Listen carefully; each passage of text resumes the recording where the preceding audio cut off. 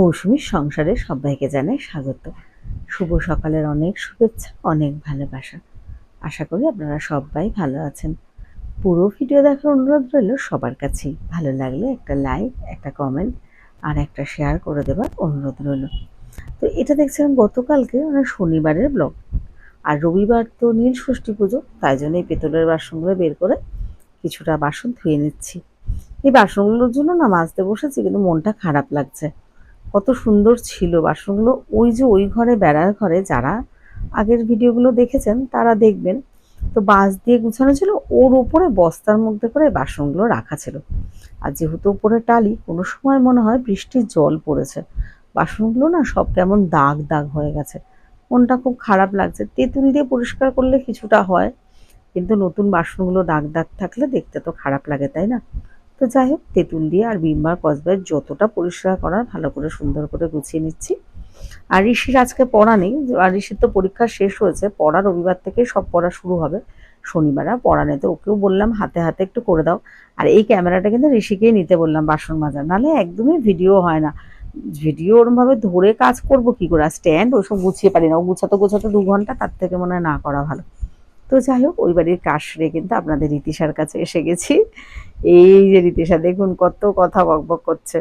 আসলে আমার Facebook profile মৌসুমী বড়াল ঘোষের রীতিশার কথা শুনতে যারা ভালোবাসেন বা কিছু, সেখানটাই দেই। আর এইখানে দিই না, কারণ কি আমি নিজে ভয়েস দিই, তো গুছাতে না খুবই অসুবিধা হয়। রীতিশার কথাটা থাকে, আবার আমি কথা বলি, ওই জন্য এটাকে টানা স্কিপ করে আমার কথাগুলোই দিই। আর এইদিকে কিন্তু সবাই রয়েছে, দাদার ছেলে, ভাইয়ের ছেলে, ঋষি, সব তো দুষ্টুমের শিরোমণি, হুড়বিড় করে বেড়াচ্ছে নিচে ওপরে, ওই ঘরে, ছাদে, এসব। তো যাক, আমি একটু রীতিশার সাথে টাইম কাটাচ্ছি। মা মায়ের মতো ঠাকুরের কাজ করছে। আমাদের বাড়িতে কিন্তু প্রচুর লোকজন, কিন্তু ভিডিওতে যেহেতু নেওয়াও হয় না বা ওরা থাকেও না, আমি রীতিশাকে দিয়ে আমার কাজটুকুই করার চেষ্টা করি, তো ওই জন্য অনেকটাই ফাঁকা ফাঁকা লাগে। এই যে বৌদি খাবার দিয়েছে, যেহেতু আজকে তো একদম নিরামিষ, কারণ আমাদের নীল ষষ্ঠীর উপোস তো আলাদা আলাদা এরমভাবে করবে, সবার জন্য সেটাই করেছে। আমি খেয়ে নিচ্ছি। তবে হ্যাঁ, বৌদির হাতের অনেক রকমের বাটা সবজি এগুলোকে মিস করছি।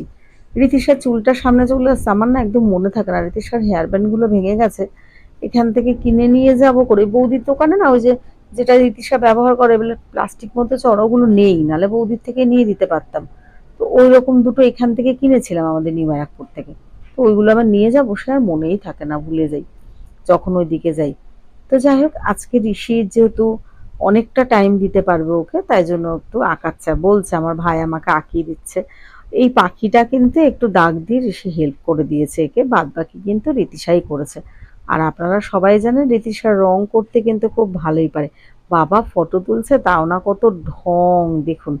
আর হ্যাঁ, মাঝখান থেকে এই বাড়িতে এসে না আমি শ্যাম্পু করে নিয়েছি, তো ভালোই হয়েছে। আমি একবারে এখানে একবারে সাবান শ্যাম্পু করে নিয়েছি, তো রীতিশাকে একটু এবার মাথাটা আমি একটু আঁচড়িয়ে দিচ্ছি, একটু গুছিয়ে দিচ্ছি।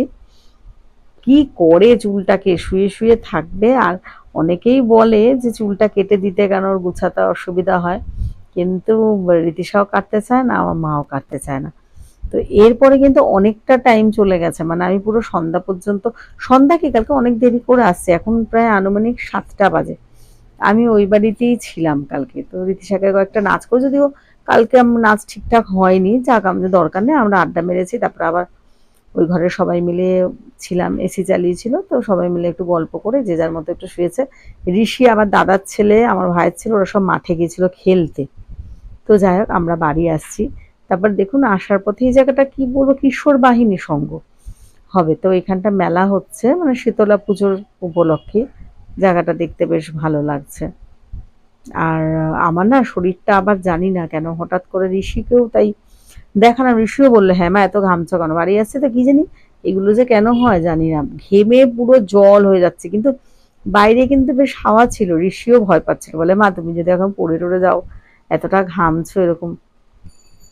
আল্লাহ ওইসব নিয়ে চিন্তা করিস না, চল। তো যাই হোক, আমরা টুকটুক করে আস্তে আস্তে বাড়ি এসে গেছি। মানে বাড়ি তো আসিনি এখনো, বাড়ি আসছি, সেটাই আপনাদের দেখাচ্ছি, মেলাটা দেখাচ্ছি। এই যে মন্দিরে এই সব, আমি ভাবছিলাম কি একটু যাই মন্দিরে, কিন্তু এত ভিড় আর শরীরটা এত খারাপ লাগছিল, তাই জন্য আর ভেতরে ঢুকলাম না।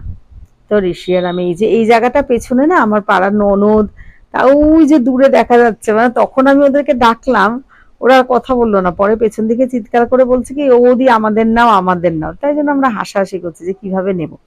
আর বৌদি কিন্তু ঘুগনিটা বানিয়ে দিয়েছে, যেহেতু আজকে নিরামিষ, আর একবেলা তো আজকে মানে ভাত আর একবেলা রুটি খাবো, শুকনো খাবার, যেহেতু নীলষষ্ঠীর জন্য উপোস করব।